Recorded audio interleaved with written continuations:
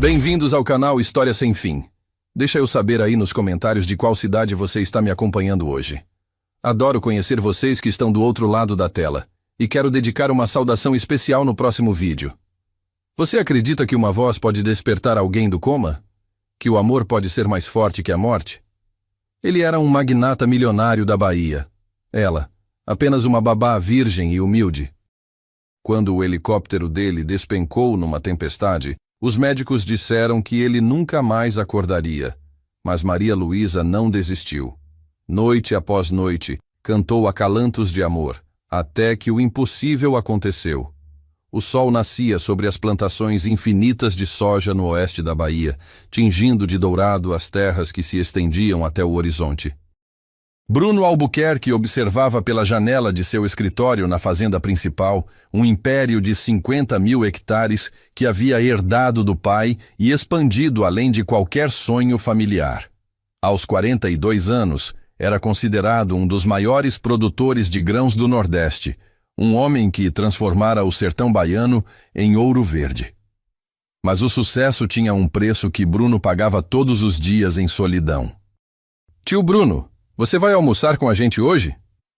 A voz infantil de Isabela, de 8 anos, ecoou pelo corredor da mansion. Sua sobrinha apareceu na porta do escritório, ainda de pijama, com os cabelos cacheados despenteados e os olhos esperançosos que sempre o desarmavam. Tenho uma reunião importante, Isa, respondeu sem levantar os olhos dos relatórios de produção.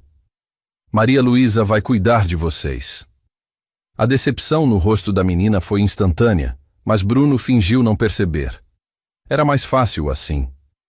Desde que assumira a guarda de Isabela e Sofia, de 6 anos, após a morte trágica de seu irmão e cunhada em um acidente de carro 2 anos antes, havia construído muros emocionais para se proteger da dor de vê-las e lembrar da perda. Está bem, murmurou Isabela, virando-se para sair. Maria Luísa está fazendo tapioca com queijo coalho para o café da manhã. Quando a porta se fechou, Bruno finalmente levantou a cabeça. Pela janela, podia ver Maria Luísa no jardim, brincando com Sofia de pega-pega entre as palmeiras imperiais. A risada cristalina da menina menor ecoava pelo ar matinal, um som que deveria enchê-lo de alegria, mas que apenas intensificava sua culpa. Maria Luísa Silva tinha 24 anos e havia chegado à vida deles através de uma agência de babás de Salvador. Vinha de uma família humilde do recôncavo baiano, criada pela avó após perder os pais ainda criança. Tinha formação em pedagogia, mas precisava trabalhar para sustentar a avó doente. Quando Bruno a contratou, pensou apenas em encontrar alguém competente para cuidar das meninas, enquanto ele tocava os negócios. Não esperava que ela se tornasse o coração daquela casa. Senhor Bruno. A voz suave dela interrompeu seus pensamentos. Maria Luísa estava na porta, segurando Sofia no colo. A menina tinha se machucado brincando. Sofia ralou o joelho. Já limpei e coloquei curativo, mas ela está pedindo por você. Bruno olhou para a sobrinha, que estendia os bracinhos em sua direção com lágrimas nos olhos. Por um momento, seu coração se apertou. Sofia era a cópia de sua mãe, a cunhada que ele havia amado como irmã. Mas a dor de lembrar era forte demais. Você cuidou muito bem, disse friamente, voltando a atenção para os papéis. Se precisar levar ao médico, use o carro. Deixei dinheiro na gaveta da cozinha. Maria Luísa permaneceu imóvel por alguns segundos. Bruno podia sentir o peso de seu olhar, mas não levantou a cabeça. Sabia que ela o julgava, que via sua frieza com as meninas. E estava certa. Ele era um covarde emocional, capaz de comandar milhões em agronegócio, mas incapaz de abraçar 2 crianças órfãs que precisavam dele. Entendido, senhor, murmurou ela finalmente, saindo com Sofia nos braços. Bruno esperou até não ouvir mais seus passos para se permitir olhar pela janela novamente.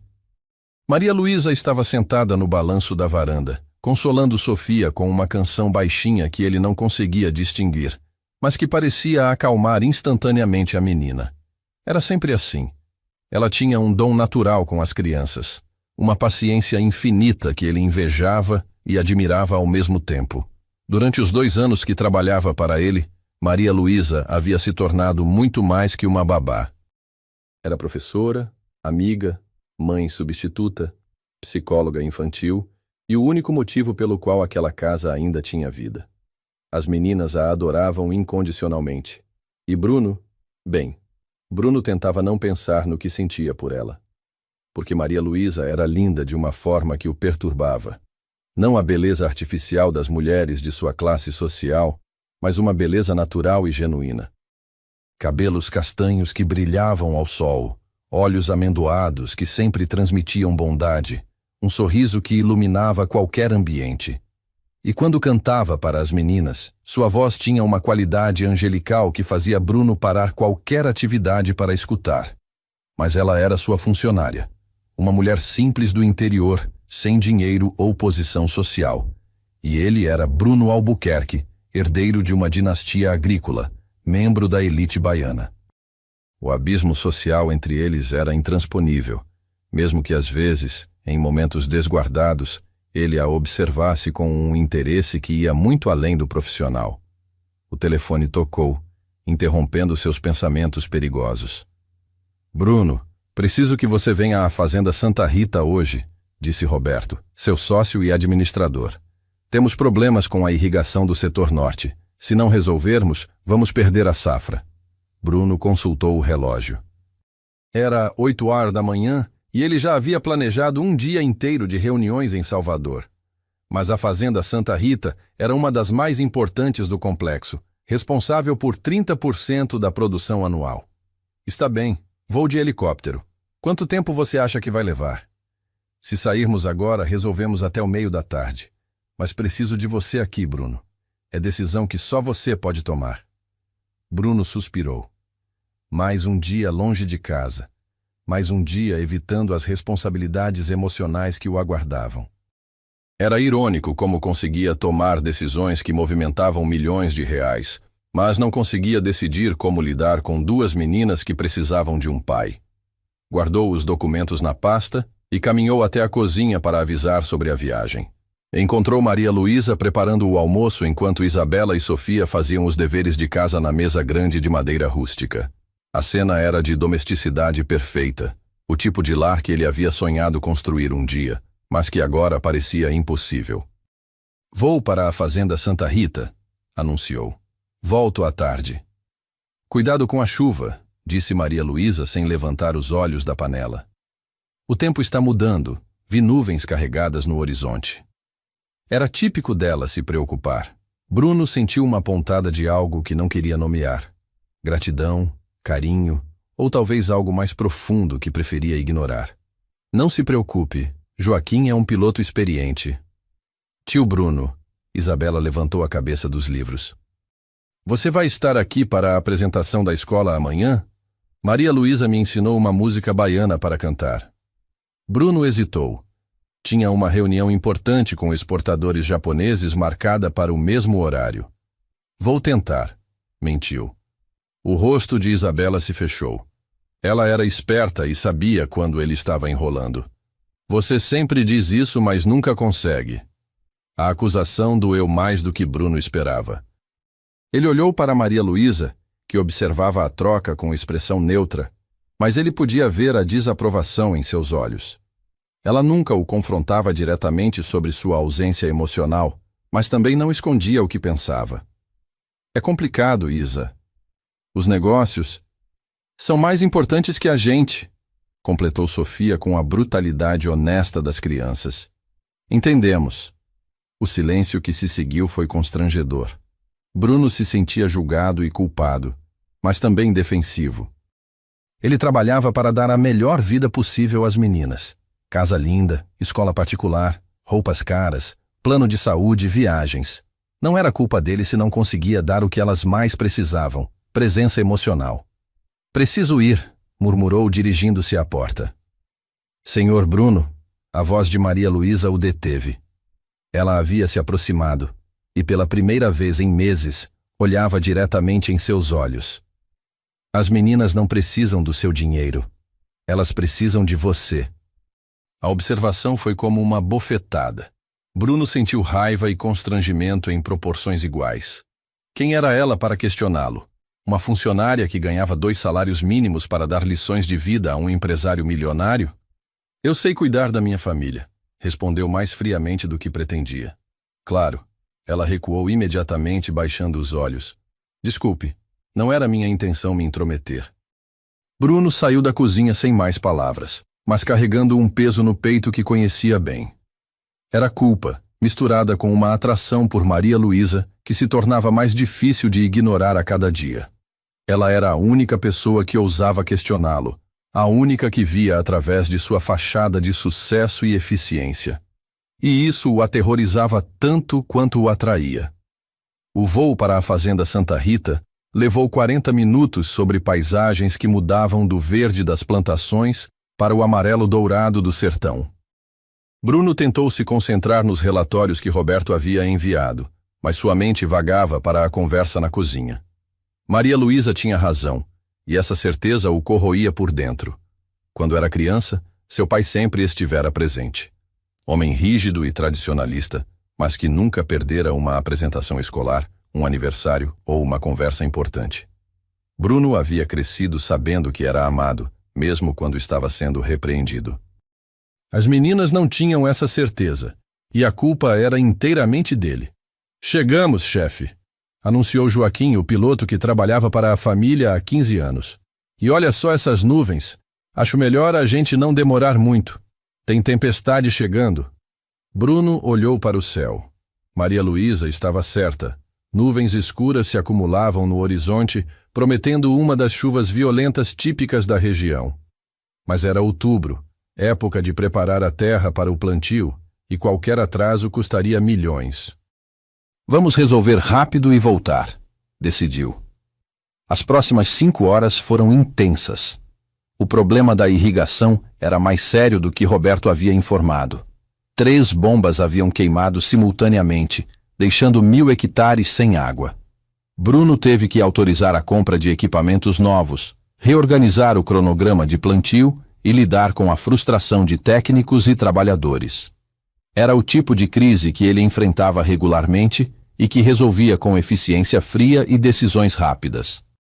Aos 42 anos, havia aprendido que sucesso no agronegócio dependia de nunca hesitar, nunca mostrar fraqueza, nunca deixar emoções interferirem na lógica.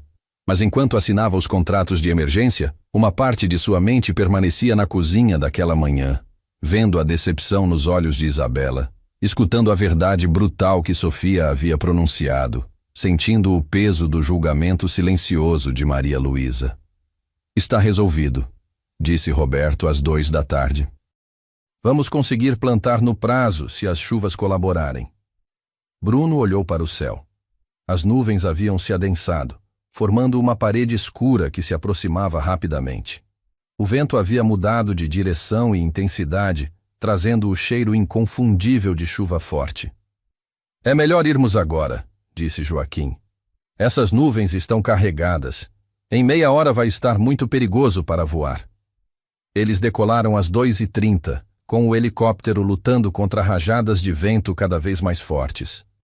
Bruno tentava ler e-mails no tablet, mas a turbulência tornava impossível se concentrar. Por algum motivo, sua mente voltava insistentemente para casa. Imaginou Maria Luísa dando banho nas meninas, ajudando com os deveres, contando histórias antes de dormir. Todas as coisas que ele deveria estar fazendo, mas que havia terceirizado para uma funcionária porque era mais fácil do que enfrentar suas próprias limitações emocionais. Chefe, estamos com problema. A voz tensa de Joaquim cortou seus pensamentos. O vento mudou muito rápido. Estamos entrando numa célula de tempestade. Bruno levantou os olhos e sentiu o estômago se contrair. Ao redor do helicóptero, o mundo havia se tornado uma parede cinzenta de chuva e vento. Raios cortavam o céu em intervalos cada vez menores, e o barulho da tempestade era ensurdecedor. Consegue continuar? Vou tentar, mas... Joaquim não terminou a frase. Uma rajada particularmente violenta balançou o helicóptero como se fosse um brinquedo. Preciso fazer pouso de emergência. É perigoso demais continuar. Mas não havia onde pousar. Abaixo deles, Apenas plantações se estendiam até o horizonte, sem estradas ou clareiras grandes o suficiente para um helicóptero. E a tempestade se intensificava a cada segundo. Ali! Gritou Joaquim apontando para uma área que parecia menos densa. Vou tentar. Foi então que o raio atingiu. A luz foi cegante, o barulho ensurdecedor. Bruno sentiu o cheiro de metal queimado e ouviu o motor do helicóptero engasgar. Por um momento que pareceu eterno, eles permaneceram suspensos no ar, entre o céu em fúria e a terra que se aproximava rapidamente. Vai dar tudo certo! Gritou Joaquim, lutando com os controles. Vai dar tudo certo! Mas Bruno sabia que não ia dar. Nos segundos que antecederam o impacto, sua mente não pensou nos negócios, no dinheiro, no império que havia construído. Pensou em Isabela perguntando se ele estaria na apresentação. Pensou em Sofia dizendo que os negócios eram mais importantes que elas. Pensou em Maria Luísa alertando sobre a chuva, cuidando de suas sobrinhas com o amor que ele não conseguia demonstrar. Pensou que talvez fosse tarde demais para ser o tio que as meninas mereciam, o homem que Maria Luísa respeitaria, a pessoa que ele próprio gostaria de ser. O helicóptero tocou o solo com violência, saltando e girando antes de tombar sobre o lado direito. O barulho de metal se estilhaçando misturou-se com o rugido da tempestade. As janelas se partiram. O combustível vazou. A estrutura gemeu como um animal ferido. E então, silêncio. Bruno Albuquerque, magnata do agronegócio baiano, patriarca relutante de uma família órfã, homem que dominava a arte de evitar intimidade emocional, perdeu a consciência entre os destroços de seu helicóptero, nas plantações que eram seu reino, sob a chuva que havia tentado ignorar. Sua última thought consciente foi uma ironia cruel. Havia passado 2 anos evitando estar presente para as pessoas que amava, e agora talvez nunca mais tivesse a chance de estar presente para ninguém. A tempestade continuou por horas, lavando o sertão baiano com a violência das águas que nutriam e também destruíam. E em algum lugar no meio da devastação, um homem que havia perdido a si mesmo muito antes do acidente começou a jornada mais importante de sua vida. A jornada de volta para casa. De volta para as pessoas que o amavam apesar de suas falhas. De volta para a mulher cuja voz seria seu farol na escuridão que se aproximava. Mas primeiro, ele teria que aprender a despertar para uma vida que valia a pena ser vivida. O telefone tocou às 4h47 da madrugada, cortando o silêncio da casa como uma lâmina. Maria Luísa acordou instantaneamente, o coração disparando com a certeza de que más notícias chegavam sempre nos horários mais cruéis. Correu até a cozinha, onde o telefone fixo insistia em seu chamado urgente. Alô? É a residência do senhor Bruno Albuquerque? A voz do outro lado era profissional, mas carregada de gravidade. Sim, sou a cuidadora das sobrinhas dele. O que aconteceu? Aqui é do Hospital São Rafael, em Salvador. O senhor Albuquerque sofreu um acidente de helicóptero. Está em estado crítico na UTI. A família foi informada? As palavras atingiram Maria Luísa como socos. Por um momento, o mundo girou ao seu redor. Bruno estava ferido. Talvez... Ela nem conseguia completar o pensamento. Eu cuido das sobrinhas dele. Elas são órfãs. Só tem ele. Como ele está? Vai ficar bem? Houve uma pausa do outro lado. Traumatismo craniano severo. Múltiplas fraturas. Perda significativa de sangue. Está em coma induzido. A situação é grave, senhora. Muito grave. Maria Luísa se apoiou no balcão da cozinha, as pernas tremendo.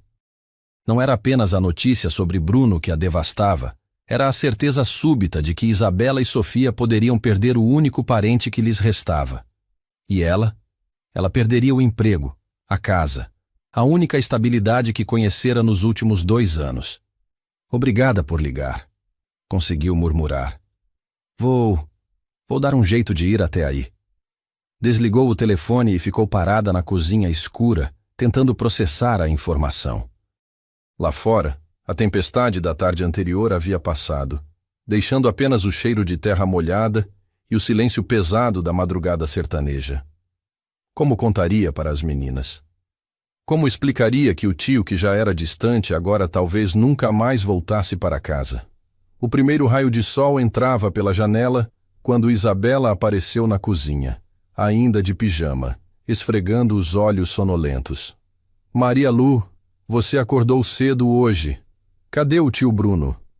Maria Luísa respirou fundo, juntando coragem. Ajoelhou-se na frente da menina, tomando suas mãos pequenas entre as suas. Isa, querida, preciso te contar uma coisa importante.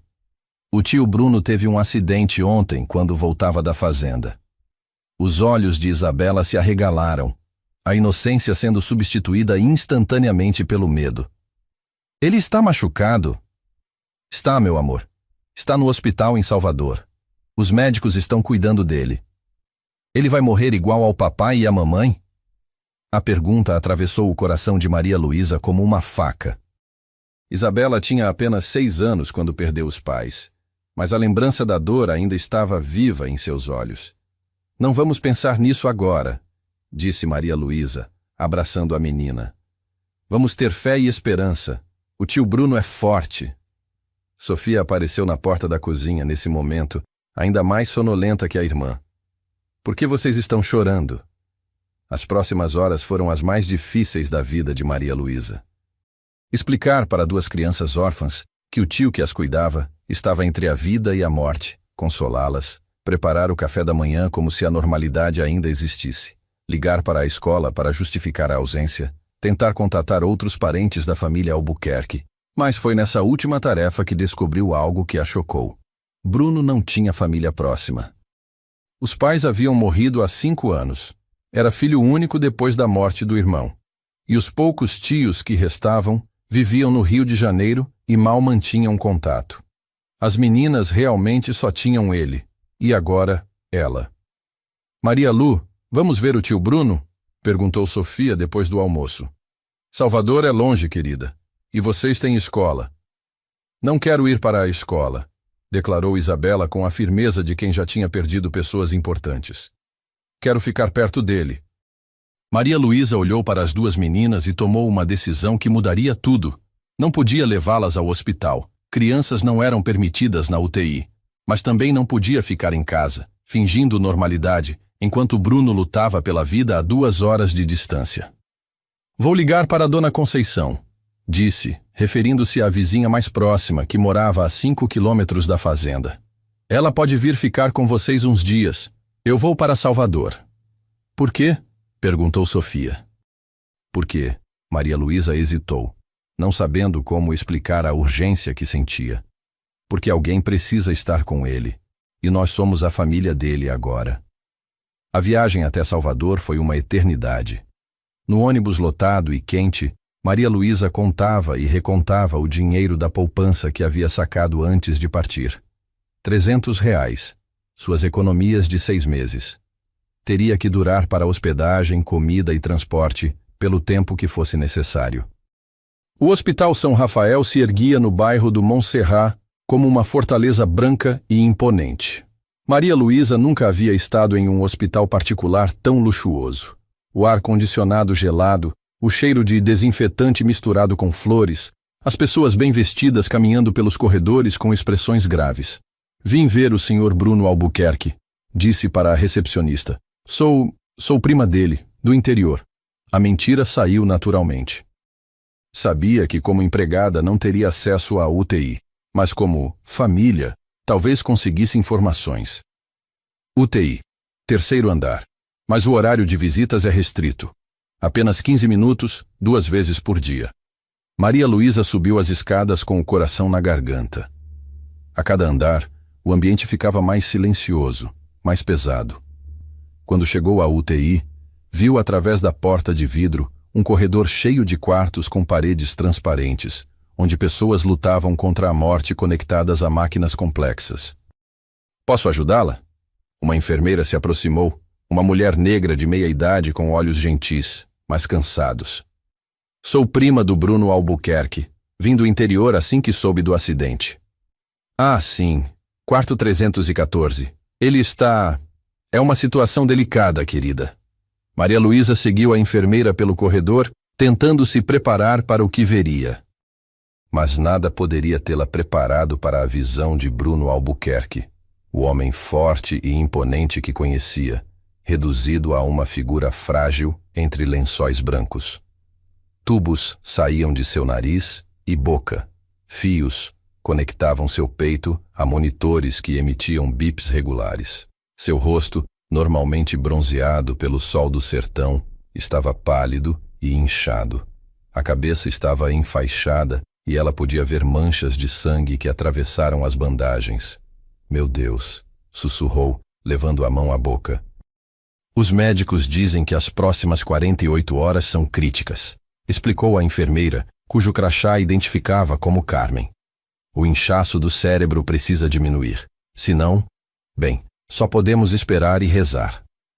Maria Luísa se aproximou da cama devagar, como se Bruno fosse quebrar se ela fizesse algum movimento brusco.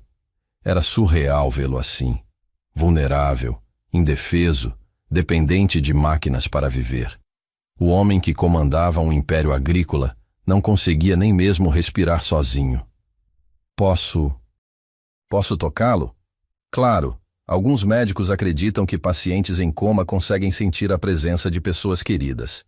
Maria Luísa tomou a mão de Bruno entre as suas. Estava quente, macia, mas completamente sem vida. Não havia resposta ao seu toque, nenhum sinal de reconhecimento. Oi, Bruno, sussurrou, sentindo-se ridícula falando com alguém inconsciente. Sou eu, Maria Luísa. Vim cuidar de você, como cuido das meninas. Nada. Apenas o som constante dos monitores marcando os sinais vitais mais básicos da vida. Isabela e Sofia estão em casa com Dona Conceição. Elas estão com saudade e querendo que você volte logo. Isabela disse que se você acordar, ela vai cantar a música baiana que eu ensinei para você ouvir. Ficou ali pelos 15 minutos permitidos, apenas segurando sua mão e falando baixinho. Quando a enfermeira veio avisá-la que o tempo havia acabado, Maria Luísa sentiu uma relutância física em se afastar. Volto à tarde, prometeu, beijando a testa dele levemente. O resto do dia foi uma lição brutal sobre a realidade da pobreza em uma cidade grande. Maria Luísa encontrou uma pensão barata no centro histórico de Salvador. Um quarto minúsculo com ventilador barulhento e banheiro compartilhado. R$ 15 por dia, dinheiro que ela não tinha para desperdiçar. À tarde, voltou ao hospital. Dessa vez, encontrou movimento no quarto 314. 2 homens de terno conversavam com um médico do lado de fora. Sócios de Bruno, presumiu. Falavam sobre procedimentos legais, documentos de emergência e responsabilidade pela empresa. Ninguém falava sobre o homem que estava morrendo dentro daquele quarto. Com licença, disse um deles quando a viu se aproximar. Você é parente do Bruno? Sou prima, mentiu novamente. Do interior. Ah, perfeito. Precisamos conversar sobre algumas questões legais. Se ele não sobreviver, alguém precisa tomar decisões sobre a empresa, as propriedades. Maria Luísa os olhou com nojo. Bruno não estava morto há nem 24 horas e eles já estavam dividindo seus bens. Ele vai sobreviver, disse firmemente. E sugiro que vocês esperem ele acordar para falar de negócios.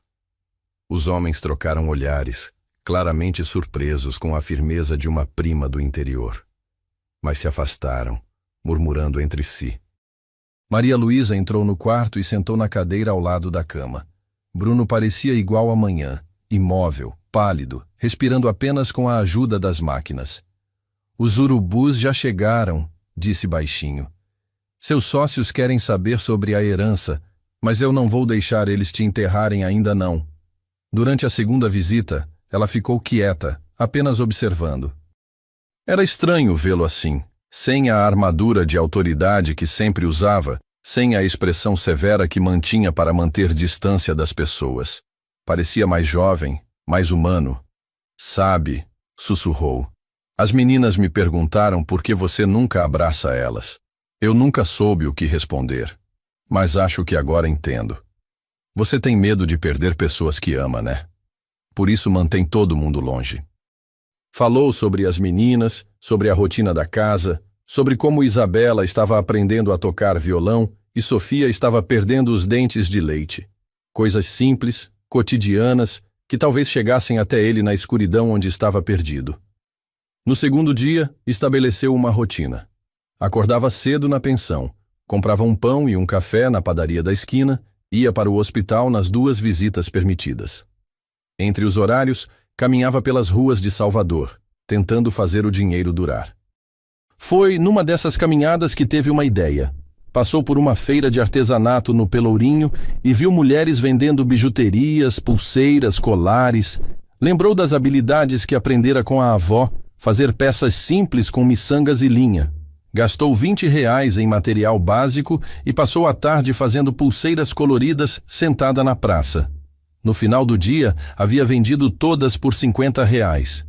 Não era muito, mas estendia sua permanência em Salvador. Consegui ficar mais uns dias, contou para Bruno durante a visita da noite. Estou vendendo pulseiras na rua para pagar a pensão. Sua avó ficaria orgulhosa. Ela sempre dizia que trabalho honesto dignifica qualquer pessoa. Foi na 3ª noite que tudo mudou. Maria Luísa havia chegado exausta ao hospital. O dia foi difícil. Poucas vendas, chuva que a deixou encharcada, saudade das meninas que doía fisicamente. Sentou na cadeira ao lado da cama de Bruno e pela primeira vez desde que chegara a Salvador, se permitiu chorar. Estou cansada, admitiu, segurando a mão dele. Não sei se estou fazendo a coisa certa. Talvez eu devesse estar em casa com Isabela e Sofia. Talvez você nem saiba que estou aqui. As lágrimas caíam silenciosamente enquanto ela falava. Todo o peso dos últimos dias, a responsabilidade pelas meninas, a preocupação com Bruno, a incerteza sobre o futuro, desabou sobre ela de uma vez. Minha avó costumava dizer que quando a gente está perdido, deve voltar para o que o coração sabe fazer, murmurou. E meu coração sempre soube cantar. Sem pensar muito, começou a cantarolar baixinho uma cantiga que a avó lhe ensinara quando era criança. Era um acalanto antigo do recôncavo, uma melodia suave que falava de esperança e proteção. Dorme, meu anjo, dorme em paz, que a noite logo vai passar. As estrelas vão te guardar, e o sol vai te despertar. Sua voz era baixa, quase um sussurro, mas preenchia o quarto com uma calidez que as máquinas frias não conseguiam oferecer. Continuou cantando, variando entre cantigas que lembrava e melodias que inventava na hora. Volta, coração perdido, volta para quem te ama. Tem alguém te esperando aqui, tem alguém que te chama. Foi então que aconteceu. Sutil, quase imperceptível, mas inequívoco. Os dedos de Bruno se contraíram levemente, apertando sua mão com uma força mínima, mas real. Maria Luísa parou de cantar instantaneamente, o coração disparando. Olhou para o rosto dele, procurando outros sinais. Por um momento, imaginou ter sonhado. Mas então aconteceu novamente, um aperto quase fantasmagórico, mas definitivo. Bruno, sussurrou, inclinando-se sobre ele. Você me ouviu? Nada mais aconteceu, mas no monitor cardíaco, ela notou uma alteração sutil no ritmo. Não uma emergência, mas uma variação que não estava lá antes. Enfermeira! Chamou baixinho, não querendo assustar ele se realmente estivesse reagindo. Carmen apareceu rapidamente. O que foi, querida? Acho que ele apertou minha mão. E olha o monitor. Mudou alguma coisa? Carmen observou os números com atenção profissional. Há uma ligeira aceleração no ritmo cardíaco. Pode ser coincidência, mas... O que você estava fazendo? Cantando. Estava cantando para ele. Carmen assentiu lentamente. Minha mãe sempre dizia que a música chega onde a medicina não alcança. Continue cantando, filha. Se ele está te ouvindo, sua voz pode ser o caminho de volta. Naquela noite, Maria Luísa cantou até sua voz ficar rouca. Cantigas da infância, músicas baianas que aprendera no rádio, acalantos que inventava na hora. E a cada melodia, parecia sentir uma resposta quase imperceptível. Um movimento dos dedos, uma mudança na respiração, algo que só alguém prestando muita atenção poderia perceber. Quando saiu do hospital naquela madrugada, levava consigo uma certeza que não conseguia explicar. Bruno estava lutando para voltar, e ela seria sua âncora, sua bússola na escuridão. No quarto dia, chegou ao hospital com uma determinação renovada. Trazia um violão emprestado de um músico da rua e uma missão clara: cantar até ele acordar. "Bom dia, meu guerreiro", disse, beijando a testa dele suavemente. "Hoje vou cantar todas as músicas que Isabela e Sofia querem que você ouça. Elas me pediram para dizer que te amam e que você é o melhor tio do mundo, mesmo quando está dormindo." Acomodou-se na cadeira, afinou o violão e começou a tocar. Sua voz, embora cansada, carregava todo o amor que sentia pelas meninas, toda a esperança de que aquela família fragmentada pudesse se reunir novamente. E dessa vez, a resposta foi inconfundível. No monitor, o ritmo cardíaco se acelerou. As pálpebras de Bruno tremularam. E uma lágrima solitária deslizou por sua face, molhando o travesseiro branco. Bruno Albuquerque estava voltando para casa, voltando para a vida, voltando para as pessoas que o amavam, guiado pela voz de uma mulher que ele sempre vira, mas nunca realmente enxergara. Uma mulher cuja canção se tornara seu farol na tempestade mais escura de sua vida. A luz entrou devagar nos olhos de Bruno Albuquerque, como um amanhecer hesitante após uma noite infinita.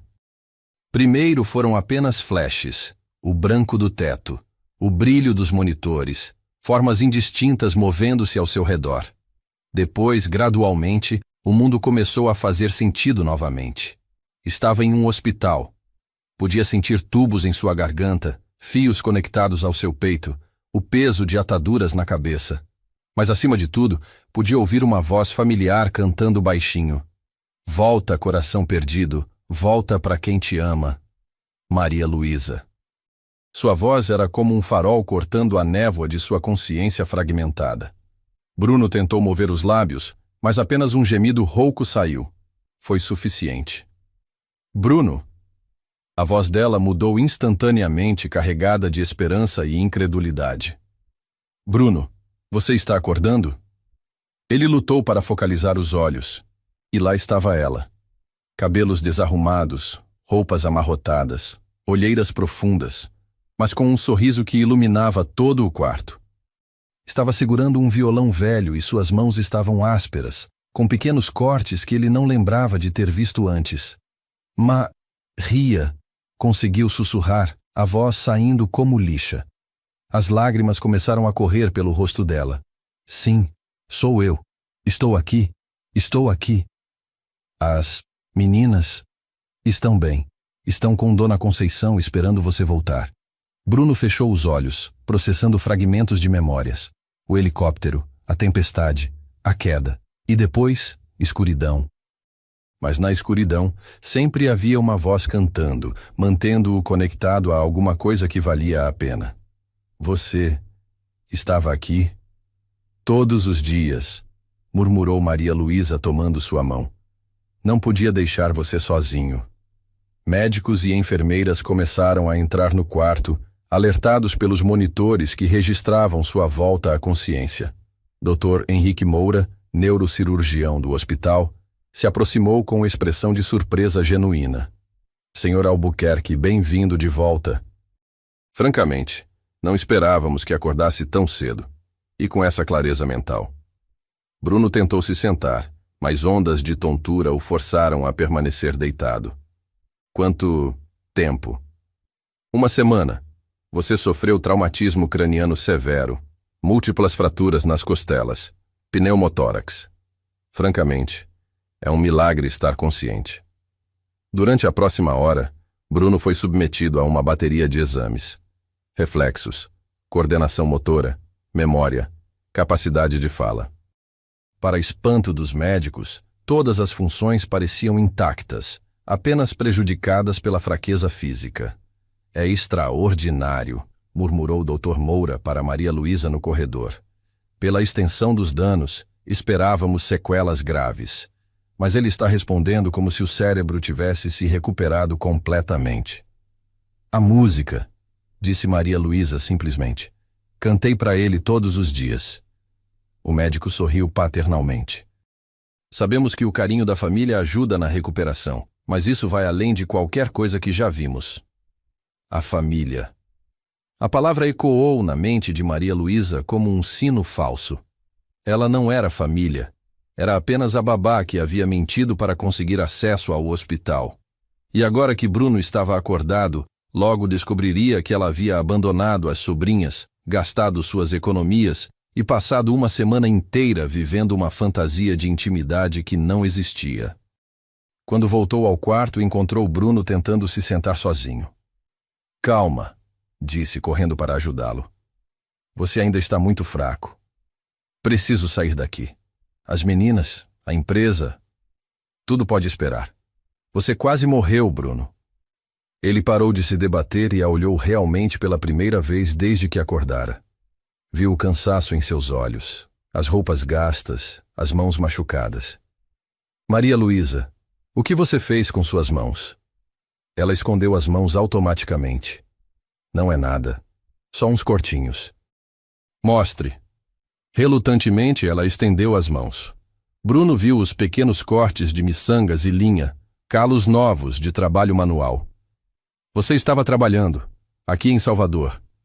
Eu precisava me sustentar de alguma forma. A realização o atingiu como uma pancada.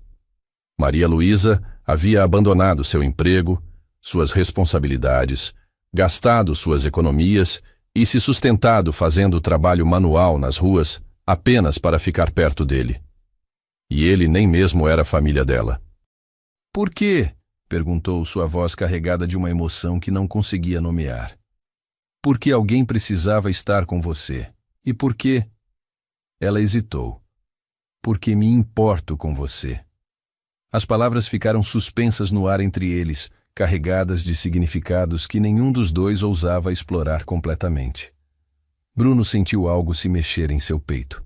Gratidão, sim, mas também algo mais profundo e perigoso. Maria Luísa, Senhor Albuquerque. A voz áspera cortou o momento. Roberto e outros 2 sócios entraram no quarto como um furacão de ternos caros e preocupações financeiras. Graças a Deus você acordou. Temos uma crise na empresa que só você pode resolver. O momento íntimo se desfez instantaneamente. Maria Luísa se afastou da cama, voltando automaticamente ao papel de funcionária discreta. Bruno viu a transformação e sentiu uma pontada de perda. Roberto, estou meio confuso ainda. Que crise? Os japoneses estão ameaçando cancelar o contrato de exportação. Dizem que precisam de garantias de que a empresa está estável após seu acidente. E tem mais. Sua tia Eulália chegou de Brasília. Está falando em questionar sua capacidade de gerir os negócios. Bruno fechou os olhos. Tia Eulália era irmã de seu pai, uma mulher de 65 anos que sempre questionara sua gestão da empresa por ele não ter família própria para deixar herança. A chegada dela significava complicações legais. Senhor, Roberto baixou a voz. Precisa voltar para casa logo. Mostrar que está bem, retomar o controle. Sua ausência está causando instabilidade. Bruno olhou para Maria Luísa, que permanecia quieta no canto do quarto. Nos olhos dela, ele viu compreensão. Ela sabia que o mundo real estava voltando. E nesse mundo, não havia lugar para o que havia nascido entre eles naquele quarto de hospital. 3 dias depois, Bruno recebeu alta médica contra o conselho dos médicos, que queriam mantê-lo em observação por mais uma semana. Mas a pressão dos negócios e da família era intensa demais. A viagem de volta para o interior da Bahia foi feita em uma UTI móvel, com Maria Luísa sentada silenciosamente no banco da frente. Eles mal conversaram durante as 2 horas de estrada.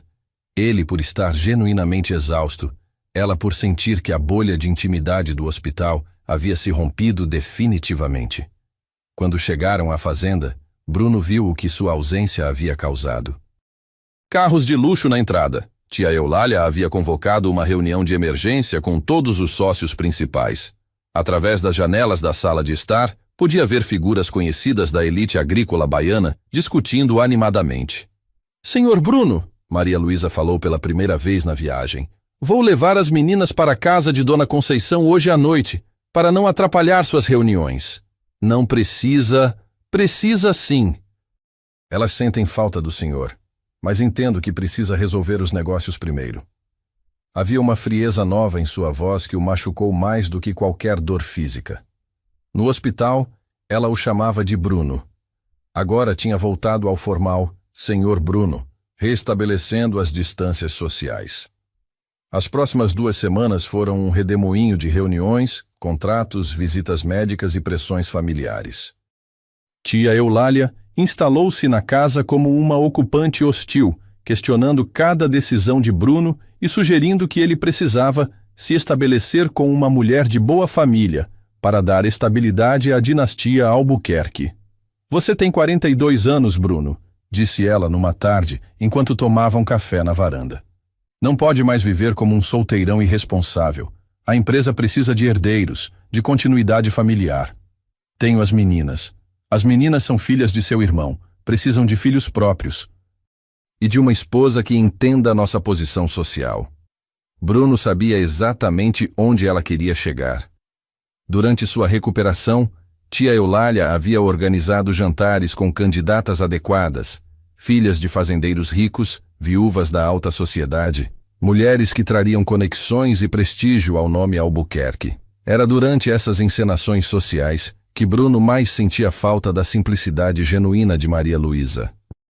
As mulheres que tia Eulália aprovava falavam sobre cavalos de raça, viagens à Europa e fofocas da elite baiana. Nenhuma delas perguntava sobre as sobrinhas, sobre sua recuperação ou cantava para acalmar pesadelos. Maria Luísa, por sua vez, havia se tornado uma sombra na casa. Cuidava das meninas com a mesma dedicação de sempre, mas evitava qualquer momento a sós com Bruno. Quando ele tentava puxar conversa, ela respondia educadamente e se afastava. Era como se a mulher que havia cantado para ele durante uma semana tivesse sido apenas um sonho. O ponto de ruptura veio numa noite de quinta-feira. Bruno estava em seu escritório, tentando se concentrar em relatórios financeiros, quando ouviu música vindo do jardim. Era Maria Luísa, ensinando Isabela a tocar violão na varanda dos fundos. Agora canta aquela música que você cantava para o tio Bruno no hospital, pediu Isabela. Bruno se levantou da cadeira, atraído pela melodia familiar. Aproximou-se da janela e ficou ouvindo Maria Luísa cantar a mesma cantiga que havia sido sua âncora na escuridão. Volta, coração perdido, volta para quem te ama. A voz dela estava carregada de uma melancolia que ele nunca havia notado antes.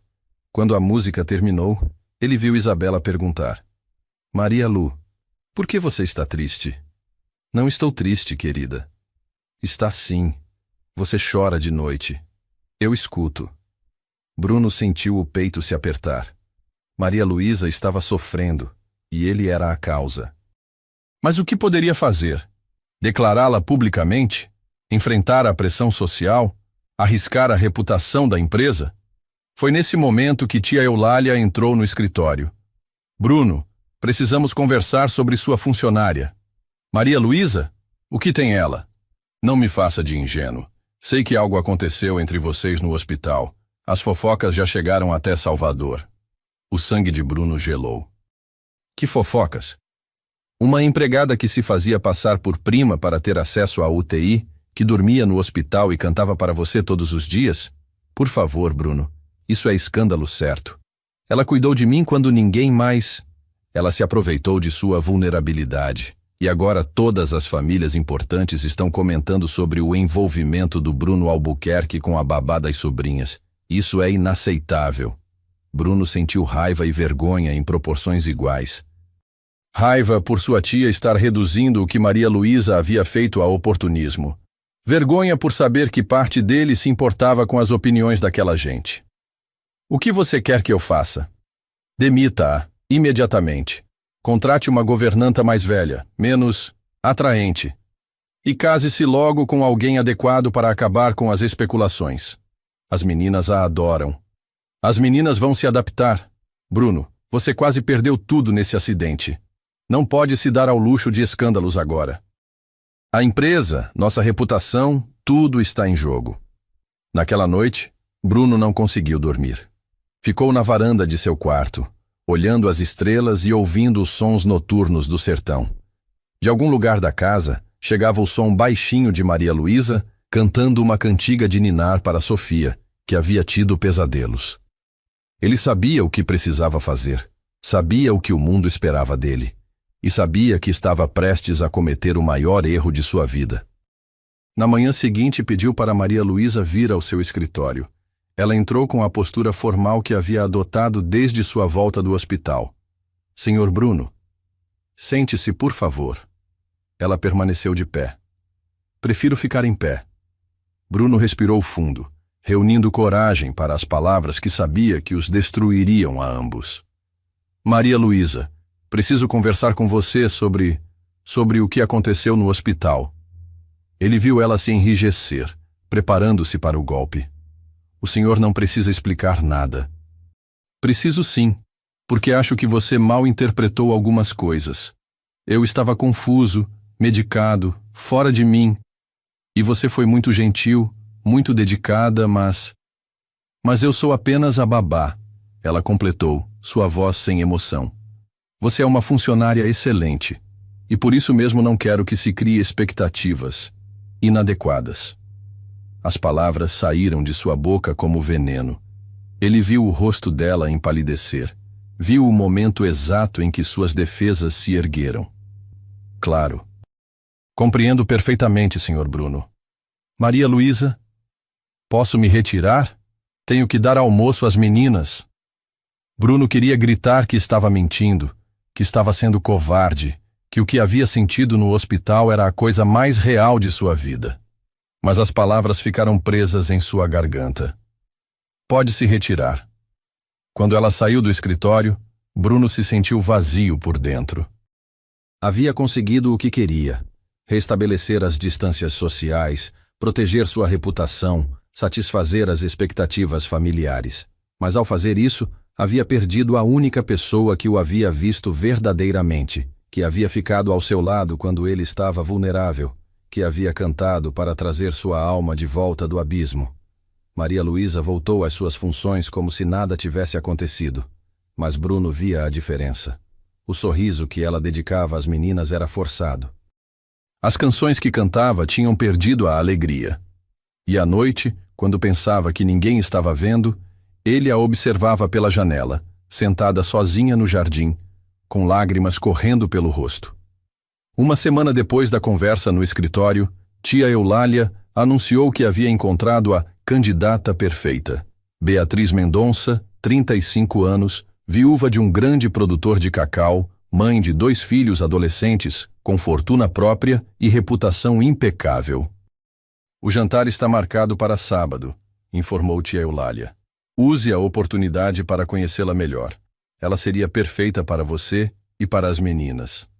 Bruno concordou passivamente, sabendo que cada passo em direção a esse futuro adequado o afastava mais da mulher que realmente amava.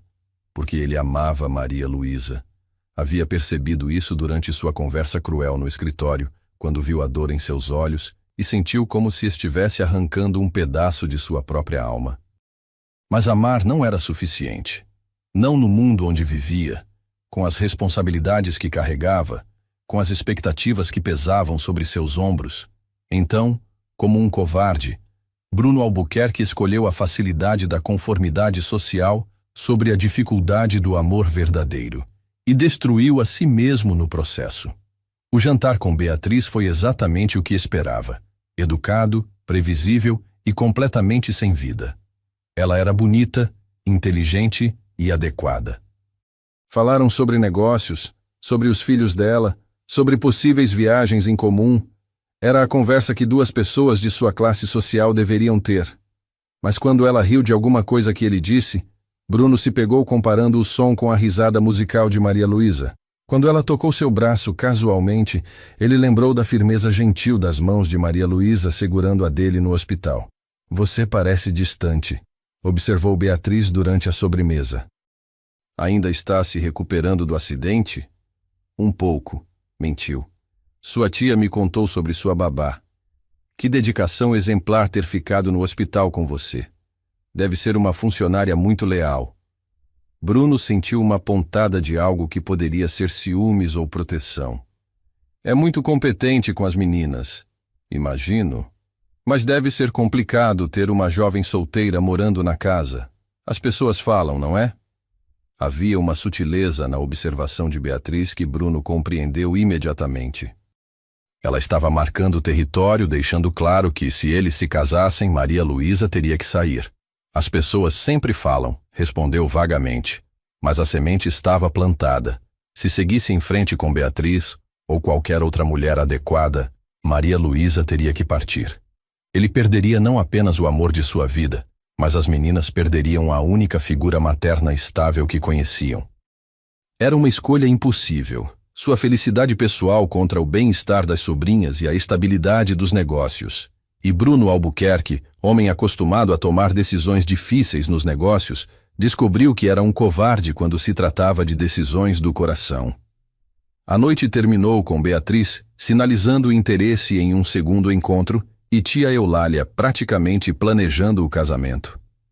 Bruno concordou com tudo mecanicamente, sentindo-se como um ator representando a vida de outra pessoa. Quando chegou em casa, a fazenda estava silenciosa. Mas ao passar pelo jardim, viu uma luz acesa no quarto das meninas.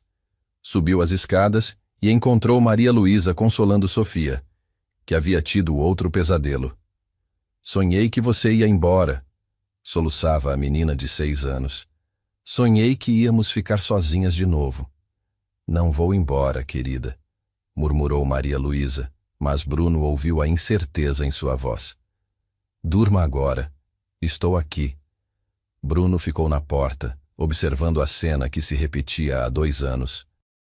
Maria Luísa, cuidando de suas sobrinhas com um amor que ele não conseguia demonstrar, sendo a mãe que elas haviam perdido, preenchendo o vazio que sua própria frieza emocional havia criado.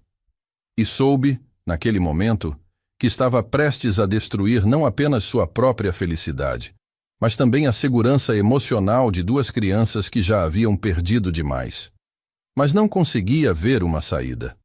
Estava preso entre o amor e o dever, entre o que queria e o que o mundo esperava dele. E escolheu mal, como os covardes sempre fazem. O silêncio na casa era ensurdecedor. 3 semanas haviam se passado desde que Maria Luísa fizera as malas e partira para Salvador, levando consigo não apenas seus pertences, mas toda a vida e alegria que aquela casa já possuíra. As sobrinhas de Bruno vagavam pelos corredores como fantasmas pequenos, perguntando todos os dias quando ela voltaria. Tio Bruno, por que Maria Lu foi embora? Perguntou Sofia pela 100ª vez naquela manhã, enquanto brincava distraidamente com os brinquedos que havia espalhado pela sala. Já expliquei, Sofia. Ela arrumou outro trabalho, mentiu Bruno, sem levantar os olhos dos relatórios que fingia ler. Mas ela gostava da gente, insistiu Isabela, de 8 anos, com a persistência cruel das crianças que não aceitam mentiras mal contadas. Ela sempre dizia que éramos sua família. A palavra família atravessou Bruno como uma lâmina. Era exatamente isso que Maria Luísa havia sido para eles. Família. E ele havia jogado fora como se fosse descartável. A nova governanta, Dona Marta, era tudo o que tia Eulália considerava adequado. 50 e poucos anos, viúva respeitável, eficiente e completamente sem vida. Cuidava das meninas com competência profissional, mas sem amor. Não cantava, não contava histórias, não abraçava quando elas choravam. Era tudo o que Bruno pensava querer. Alguém que mantivesse distância emocional adequada. Mas as meninas defininhavam. Isabela havia parado de tocar violão. Sofia fazia xixi na cama todas as noites, algo que não acontecia há anos. Ambas comiam mal, dormiam pior e pareciam carregar um peso invisível nos ombros pequenos. Senhor Bruno, Dona Marta apareceu na porta do escritório. As meninas não querem almoçar de novo, só pedem pela Maria Luísa. Bruno suspirou, fechando os olhos com força. Cada menção ao nome dela era como sal numa ferida aberta. Deu um jeito. É para isso que a pago. Com todo respeito, senhor, essas crianças estão de luto. Perderam alguém importante. Não é questão de disciplina. Depois que Dona Marta saiu, Bruno ficou sozinho com seus fantasmas. A casa, que antes ecoava com música e risadas, agora só oferecia silêncio e tristeza. Ele próprio mal conseguia dormir, assombrado por memórias da voz de Maria Luísa cantando no hospital, pelos momentos de intimidade que haviam compartilhado quando ele pensou que poderia morrer. Naquela tarde, enquanto caminhava pelos jardins vazios, seu telefone tocou.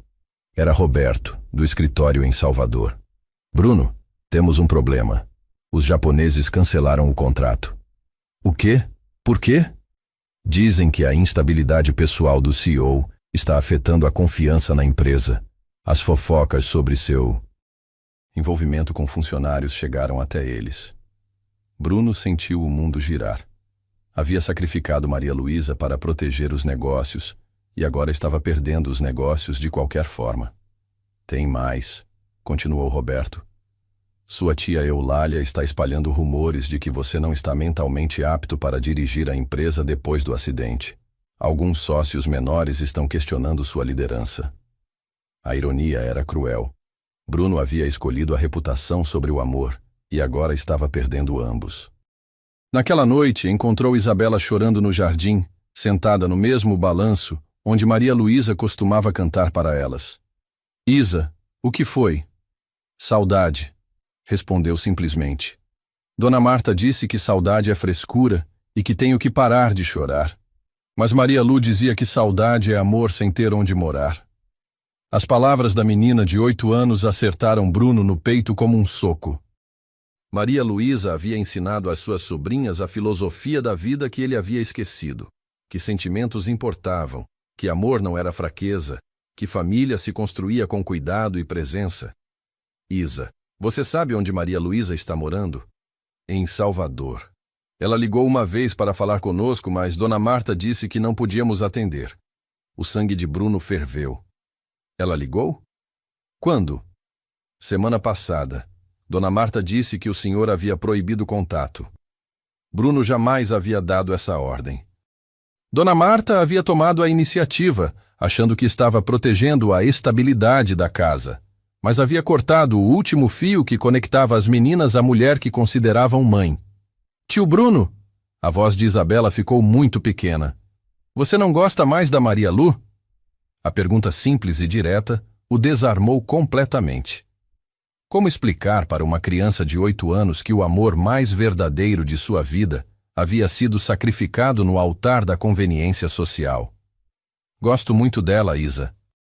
Então por que ela foi embora? Porque eu fui um idiota. Isabela o olhou com surpresa. Era a primeira vez que ouvia o tio admitir um erro, usar uma palavra inadequada, mostrar qualquer vulnerabilidade. Idiota como?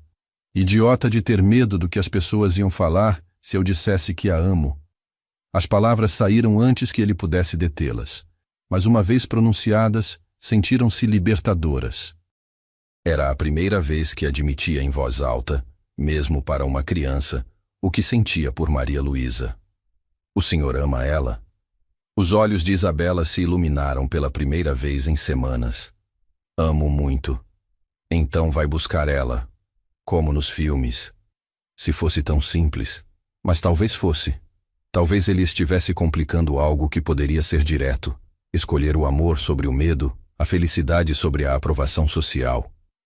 Isa, se eu for buscar Maria Luísa, e se ela perdoar minha burrice, você ficaria feliz se ela voltasse? E se ela virasse nossa mãe de verdade? A pergunta inesperada o pegou desprevenido. Mas olhando para o rosto esperançoso da menina, Bruno entendeu que suas sobrinhas já haviam tomado essa decisão há muito tempo. Para elas, Maria Luísa sempre fora mãe. Ficaria feliz, sim. Então vai, agora. Na manhã seguinte, Bruno cancelou todas as reuniões e partiu para Salvador. Não disse para a tia Eulália onde ia. Se dissesse, ela arranjaria um jeito de sabotá-lo. Simplesmente subiu no carro e dirigiu às 2 horas até a capital, com o coração batendo como não batia há meses. Encontrar Maria Luísa não foi difícil. Através de antigos contatos, descobriu que ela estava trabalhando numa creche municipal no subúrbio de Salvador. Era irônico. Havia saído da mansão no interior para cuidar de crianças pobres na periferia urbana. A creche municipal Iemanjá ficava num bairro popular próximo ao mar. Bruno estacionou o carro importado na rua de casas simples e se sentiu completamente fora de lugar. Homens trabalhando em oficinas mecânicas o observaram com curiosidade. Crianças brincando na rua apontaram para seu carro como se fosse uma nave espacial. Quando entrou na creche, foi recebido por uma diretora negra de meia-idade que o analisou da cabeça aos pés com desconfiança. Procuro Maria Luísa Silva. Trabalha aqui? Procura para quê? Era o empregador dela. Preciso falar com ela. A mulher cruzou os braços. Ah, é você. O fazendeiro rico que quebrou o coração da menina. Bruno sentiu o rosto queimar. Até desconhecidos sabiam de sua covardia. Ela está? Está dando aula para as crianças de 4 anos. Mas não sei se vai querer falar com você. Seguiu o som de vozes infantis cantando até uma sala colorida onde encontrou Maria Luísa sentada no chão, cercada por uma dúzia de crianças, ensinando uma música simples com gestos. Ela estava mais magra, com olheiras profundas, mas ainda sorria para as crianças com a mesma doçura que dedicara às suas sobrinhas. Bate palma, bate o pé, gira, gira, caranguejo, peixe é. Ela parou de cantar quando o viu na porta. O sorriso desapareceu instantaneamente, substituído por uma expressão de dor e desconfiança. Crianças, vamos brincar lá fora com tia Joana, disse levantando-se. Tio Bruno precisa conversar comigo. Quando ficaram sozinhos na sala colorida, o silêncio foi constrangedor. Maria Luísa mantinha distância física, os braços cruzados numa postura defensiva. O que faz aqui, Bruno? Vim te buscar. Me buscar? Ela riu sem humor. Para quê? Lembra que sou apenas uma funcionária inadequada? As palavras que ele havia usado contra ela voltaram como flechas. Maria Luísa, Não. Você não tem direito de aparecer aqui depois do que me fez. Depois de como me humilhou. Eu sei que errei. Errou? Sua voz subiu 1/8. Bruno, você me destruiu. Me fez acreditar que havia algo real entre nós. Me deixou ter esperança. E depois me jogou fora como lixo. As lágrimas começaram a brilhar em seus olhos, e Bruno sentiu o peito se apertar. Eu estava com medo. Medo do quê? De que as pessoas soubessem que você tem coração? Medo de perder tudo. A empresa, a reputação. E perdeu? Ela se aproximou, os olhos faiscando. Conseguiu manter sua preciosa reputação? Seus negócios estão prosperando? Bruno baixou a cabeça. Estou perdendo tudo de qualquer forma. Os japoneses cancelaram os contratos. Minha tia está questionando minha capacidade. Os negócios estão em crise. Que pena, disse sem uma gota de simpatia. Pelo menos não se envolveu com a babá inadequada. Maria Luísa, por favor. Não. Ela se afastou novamente. Você escolheu. Escolheu eles em vez de mim. Escolheu a aprovação deles em vez do nosso amor. Agora aguenta as consequências. E as meninas, elas estão sofrendo. Foi um golpe baixo, e ele soube pelo jeito que ela estremeceu. Maria Luísa amava Isabela e Sofia como filhas. Como elas estão? Péssimas. Sofia voltou a fazer xixi na cama. Isabela não come direito, não sorri mais. Elas perguntam por você todos os dias. Ele viu as lágrimas finalmente transbordarem. Maria Luísa tentou se esconder, mas ele se aproximou devagar. Elas precisam de você. Eu preciso de você. Precisava, ela corrigiu. Quando precisou mesmo, você me rejeitou. Porque sou um covarde. Porque passei a vida inteira fazendo o que era esperado de mim, nunca o que queria realmente. E agora quer o quê? Que eu volte para ser humilhada de novo quando a próxima pressão social aparecer? Bruno respirou fundo.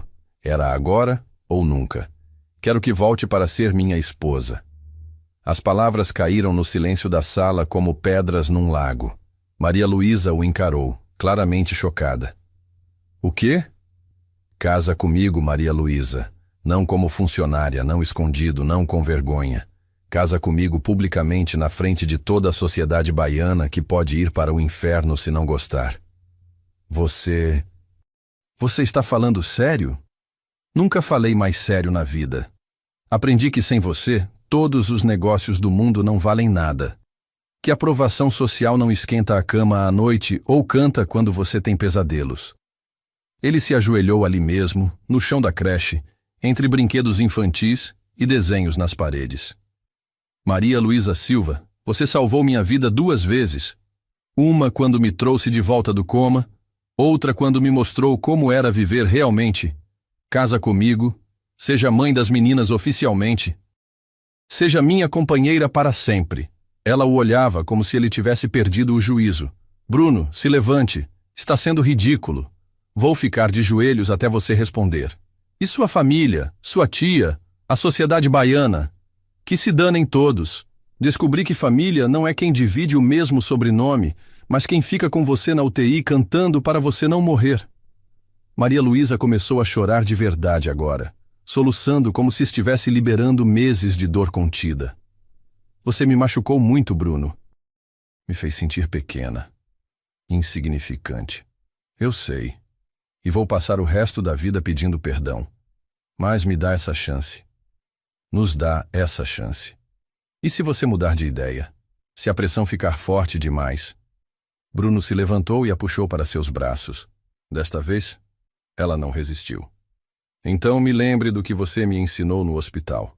Que amor verdadeiro é mais forte que medo. Que família é quem escolhemos, não quem nos escolhe.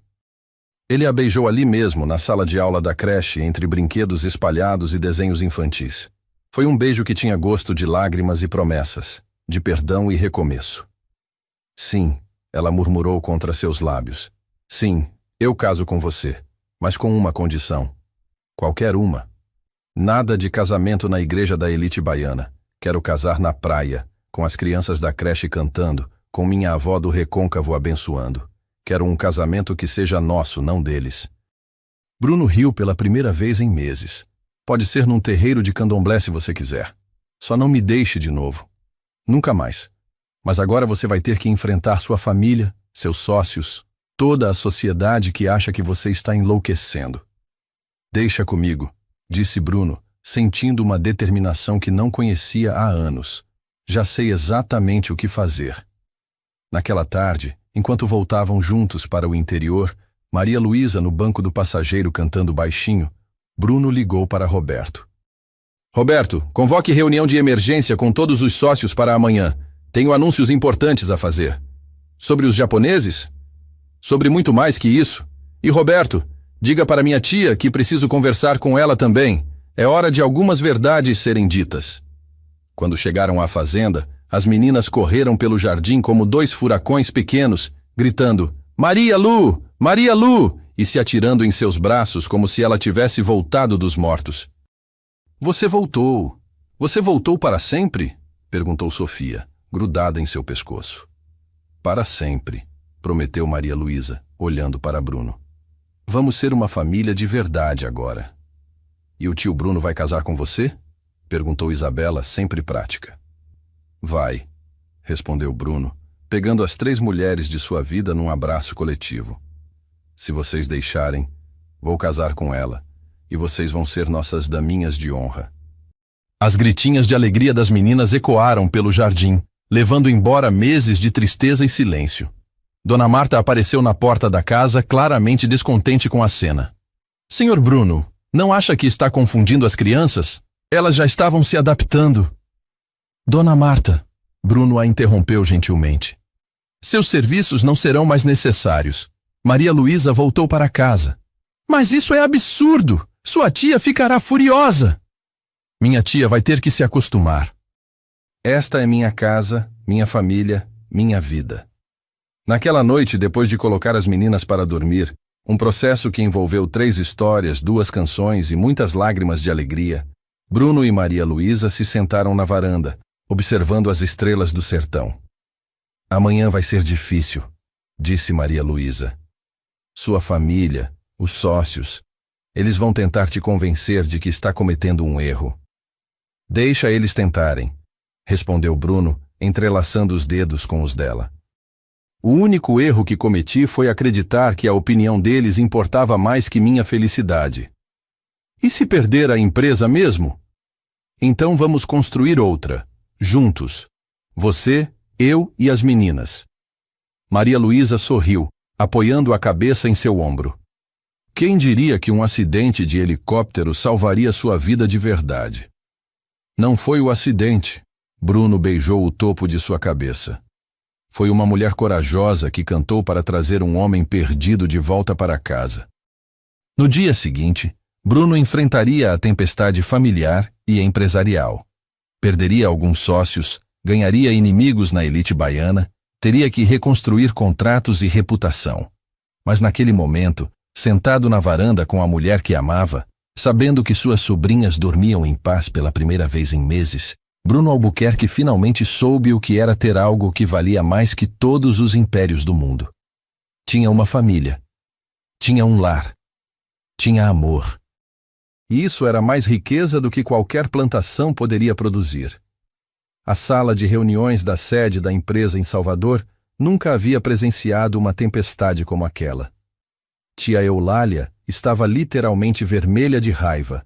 Os sócios principais gesticulavam indignados, e o burburinho de vozes exaltadas criava um ambiente de tribunal de inquisição. Bruno, você perdeu completamente o juízo, gritou tia Eulália, batendo a mão na mesa de mogno. Casar com a babá? Isso é escândalo que vai destruir nossa reputação de uma vez por todas. Nossa reputação já está destruída, respondeu Bruno calmamente, sentado na cabeceira da mesa com uma serenidade que surpreendia a todos. Os japoneses cancelaram os contratos, os bancos estão questionando nossa estabilidade, e vocês estão aqui preocupados com fofocas de salão. Roberto, seu sócio mais antigo, tentou uma abordagem mais diplomática. Bruno, entendemos que você tem sentimentos pela moça, mas casamento? Não seria melhor mantê-la como... bem, como estava antes? Como amante escondida. A voz de Bruno cortou o ar como uma lâmina. Como vergonha familiar que ninguém pode mencionar. Exatamente, exclamou o Dr. Mendes, um dos investidores. Homens de nossa posição sempre tiveram arranjos discretos. Não há necessidade de oficializar. Bruno se levantou devagar, apoiando as mãos na mesa. Quando falou, sua voz era baixa, mas carregada de uma autoridade que nenhum deles havia visto antes. Senhores, vou explicar uma vez só como as coisas vão ser. Vou me casar com Maria Luísa Silva em 2 meses, numa cerimônia na praia, com todas as crianças da creche onde ela trabalha cantando. Quem não gostar pode se retirar dos negócios. O silêncio que se seguiu foi ensurdecedor. Bruno, tia Eulália tentou uma última cartada. Pense nas meninas. Que exemplo você está dando? Que futuro terão na sociedade com uma madrasta dessa origem? Foi aí que Bruno perdeu a paciência. Pela primeira vez na vida, enfrentou a tia com toda a verdade acumulada. Que exemplo? O exemplo de um homem que escolhe amor sobre hipocrisia. As meninas adoram Maria Luísa. Ela é mais mãe para elas do que qualquer mulher adequada que vocês possam sugerir. Mas a diferença social é que ela tem caráter e vocês não. É que ela ficou no hospital cuidando de mim quando vocês estavam calculando minha herança. É que ela ama essas crianças enquanto vocês as veem como peças num jogo de poder. Tia Eulália empalideceu. Como ousa falar assim comigo? Ouso porque é a verdade. E porque cansei de viver para agradar pessoas que nunca me amaram de verdade. A reunião terminou com 3 sócios se retirando da empresa. Tia Eulália ameaçando contestar legalmente suas decisões. E Roberto tentando mediar uma situação que já estava além de qualquer diplomacia. Bruno, disse Roberto quando ficaram sozinhos. Você tem certeza do que está fazendo? Vai perder muito dinheiro, muito prestígio. Roberto, você tem filhos? Tenho. 2. Você os ama? Claro. Então entende que alguns amores valem qualquer sacrifício. Maria Luísa e as meninas são minha família. O resto é só negócio. Quando Bruno chegou em casa naquela tarde, encontrou uma cena que confirmou todas suas decisões. Maria Luísa estava na cozinha fazendo um bolo com as meninas, as 3 cobertas de farinha, e rindo como não riam há meses. A casa toda cheirava a canela e felicidade. Como foi a reunião? Perguntou Maria Luísa, limpando as mãos no avental. Perdi 3 sócios, minha tia me deserdou simbolicamente, e provavelmente vou ter que vender algumas propriedades. Está arrependido? Bruno olhou para Isabela lambendo a colher de chocolate, para Sofia tentando alcançar o açúcar cristal na bancada alta, para Maria Luísa com farinha no cabelo e sorriso no rosto. Jamais na vida. As semanas que se seguiram foram um furacão de preparativos e transformações. Bruno vendeu 2 fazendas menores para cobrir as perdas dos sócios que saíram. Enfrentou artigos maldosos na imprensa baiana sobre o magnata que perdeu a cabeça por uma babá. Recebeu telefonemas de antigos amigos desaconselhando o casamento. Mas também descobriu quem eram seus verdadeiros aliados. Carmen, a enfermeira do hospital, ofereceu-se para ajudar na organização do casamento. Roberto, depois de uma semana de reflexão, voltou decidido a apoiar as decisões do sócio. E, surpreendentemente, alguns empresários mais jovens começaram a parabenizá-lo pela coragem de seguir o coração. Sabia que você está virando exemplo? Disse Ricardo Tavares, um produtor de cacau de 35 anos, durante um almoço de negócios. Minha esposa está contando para todas as amigas sobre o romance do século na Bahia. Romance do século? Magnata que desperta do coma pela voz da amada e enfrenta a sociedade para ficar com ela. É coisa de novela, Bruno. As mulheres estão suspirando. Bruno riu. Nunca havia pensado em sua vida como romântica. Sempre fora apenas um homem assustado que demorou demais para tomar a decisão certa. 2 meses depois, numa praia dourada de Itacaré, aconteceu o casamento mais comentado da Bahia daquela década. Não pelo luxo ou ostentação, mas pela singularidade e autenticidade. Maria Luísa chegou descalça na areia, num vestido branco simples feito pela costureira do Recôncavo, carregando um buquê de flores do campo. As daminhas de honra eram Isabela e Sofia, radiantes em vestidos cor-de-rosa, espalhando pétalas de rosa e cantando uma música que Maria Luísa havia ensinado. O coro da creche municipal Iemanjá cantou durante toda a cerimônia. 15 crianças de 4 a 8 anos interpretando acalantos baianos que fizeram metade dos convidados chorar de emoção. Bruno esperava na areia vestindo linho branco, com os pés descalços e um sorriso que transformava completamente seu rosto. Quando Maria Luísa se aproximou, ele não conseguiu conter as lágrimas. Aceita este homem idiota que demorou para entender o óbvio? Perguntou ela quando chegou ao seu lado. Aceito, respondeu ele. Se aceitar esta mulher que salvou sua vida 2 vezes. O padre que celebrou a cerimônia era um jovem da teologia da libertação que fez um sermão sobre amor verdadeiro, superar barreiras sociais. A avó de Maria Luísa, de 78 anos, deu a bênção final jogando dendê na areia e cantando um canto de Iemanjá. Que as águas abençoem este amor, disse a velha senhora, e que ele seja fértil como a terra e profundo como o mar. No momento do beijo, as crianças da creche cantaram em coro, as gaivotas voaram sobre suas cabeças, e o sol se pôs no horizonte pintando o céu de dourado e rosa. Entre os convidados estavam Carmen e outros funcionários do hospital, colegas da creche, vizinhos do interior, alguns empresários aliados e, surpreendentemente, Roberto com a família inteira. Tia Eulália não compareceu, mas enviou um telegrama lacônico. Que Deus os abençoe. Era sua forma de dar a bênção, sem admitir publicamente que aprovava. A festa aconteceu na própria praia, com uma banda de forró pé de serra, mesas de madeira rústica e comida preparada pelas tias de Maria Luísa. Acarajé, vatapá, moqueca, cocada. Foi uma mistura perfeita da simplicidade nordestina com a abundância que o dinheiro bem usado podia proporcionar.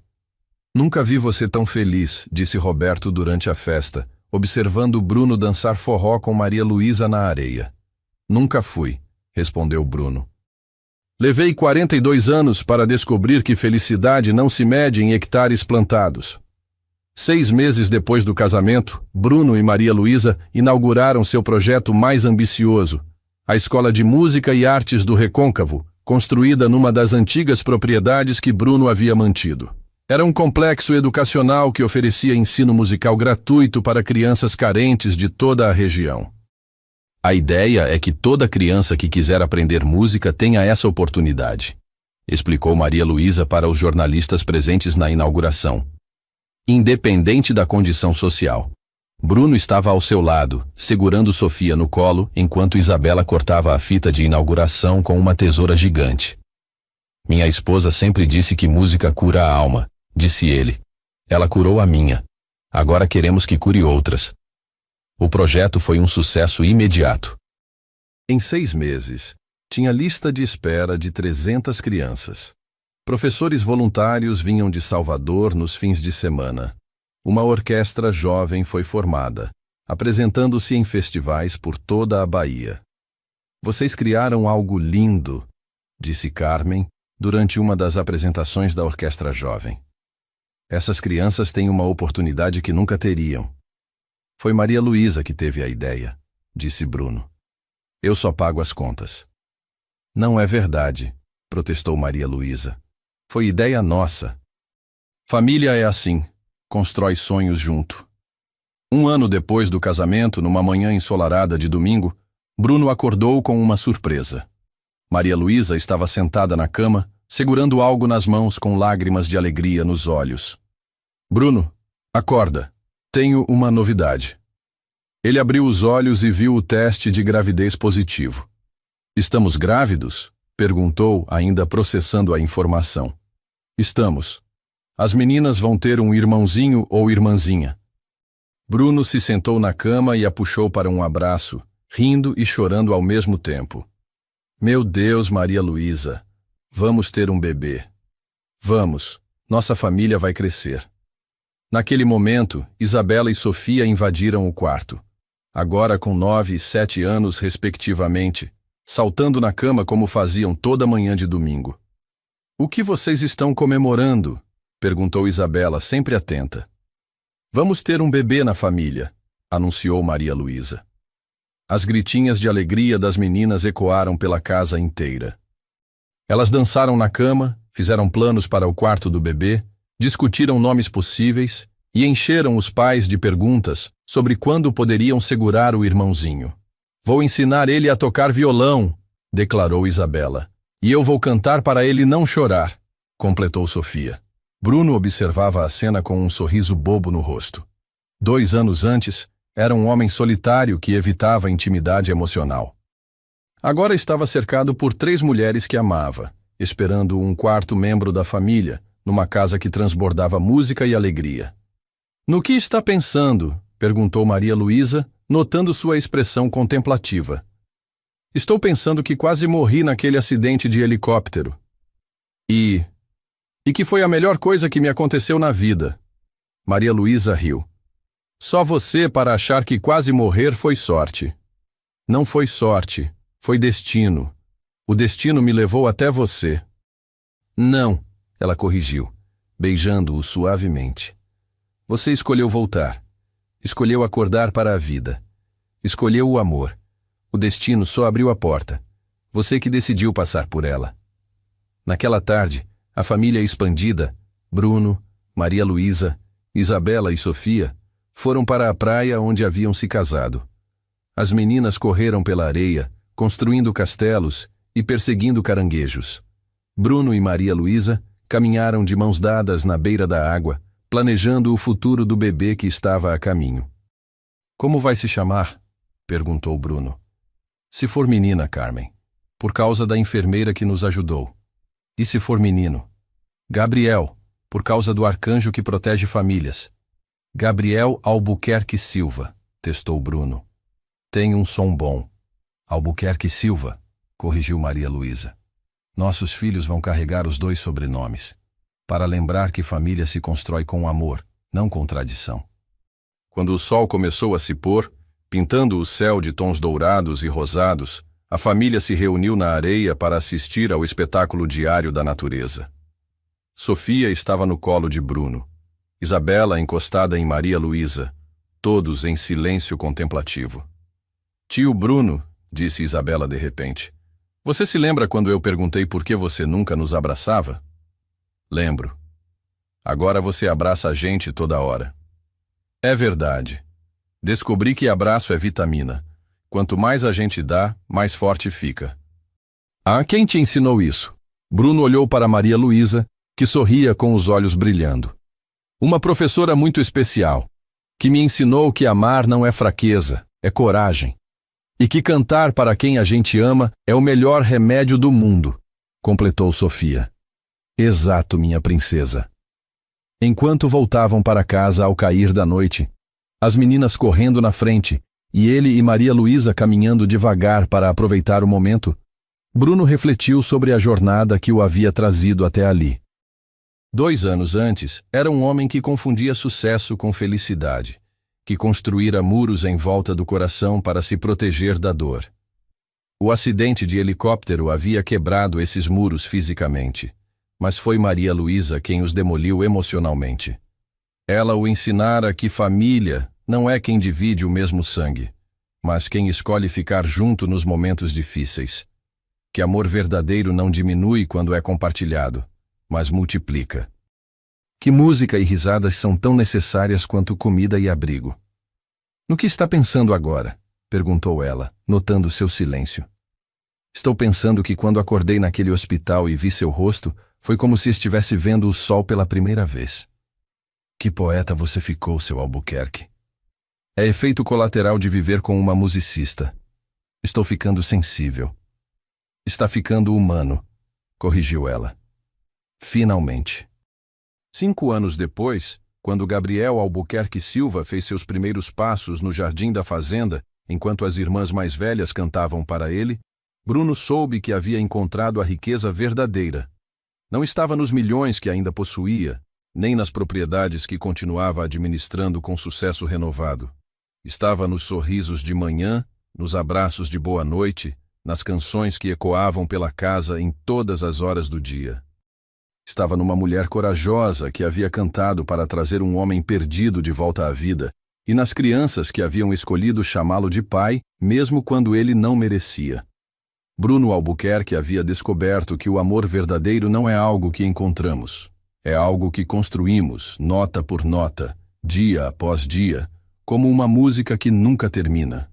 E sua família era a sinfonia mais linda que já havia escutado. Na varanda da casa, enquanto o sol se punha sobre as plantações que agora pareciam menos importantes que os risos vindos do jardim, Maria Luísa cantarolava uma cantiga nova que havia composto para Gabriel. Cresce, meu menino, cresce em paz, que o amor da família sempre te guiará. As estrelas vão te proteger, e a música vai te ensinar a viver. Bruno se aproximou por trás, envolvendo-a com os braços e apoiando o queixo em sua cabeça. Mais uma música linda, murmurou.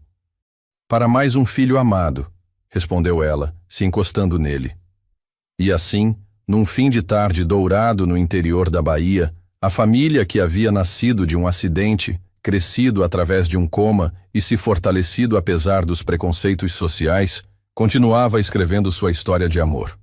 Uma história que provava que às vezes perdemos tudo para ganhar o que realmente importa, e que a música mais linda do mundo é a de um lar onde o amor é maior que o medo. Se esta história tocou o coração de vocês e despertou a reflexão sobre como o verdadeiro amor tem o poder de despertar almas e transformar vidas, deixem o gostei no vídeo e se juntem à nossa família se inscrevendo no canal.